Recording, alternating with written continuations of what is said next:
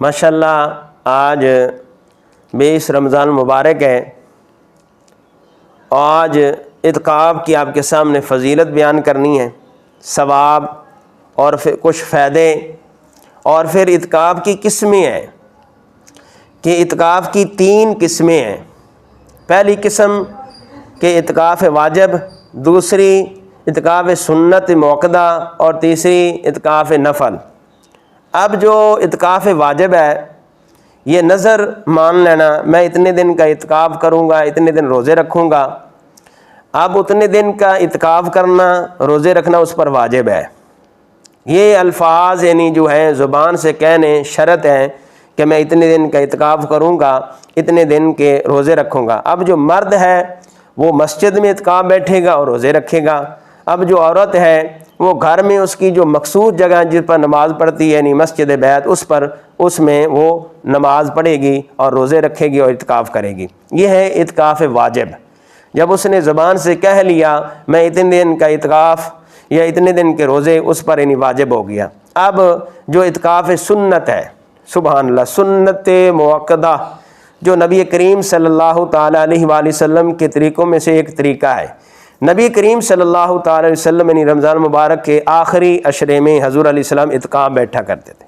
ہر رمضان مبارک میں اگر ایک رمضان مبارک میں اعتکاف نہیں بیٹھے تو نبی کریم صلی اللہ علیہ وسلم دوسرے رمضان المبارک میں یعنی 20 دن کا اعتکاف فرمایا۔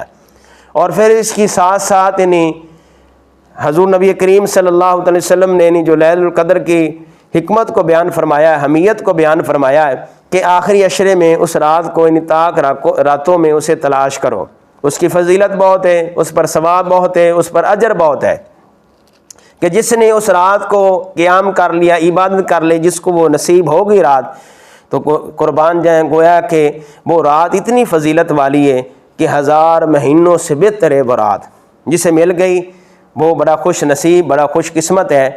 تو یہ دل میں نیت کرنا کہ میں رمضان مبارک کا آخری عشرے کا اعتکاف کروں گا، میں نیت کرتا ہوں کہ رمضان مبارک کا آخری عشرے کا اعتکاف کروں گا، یہ شرط ہے۔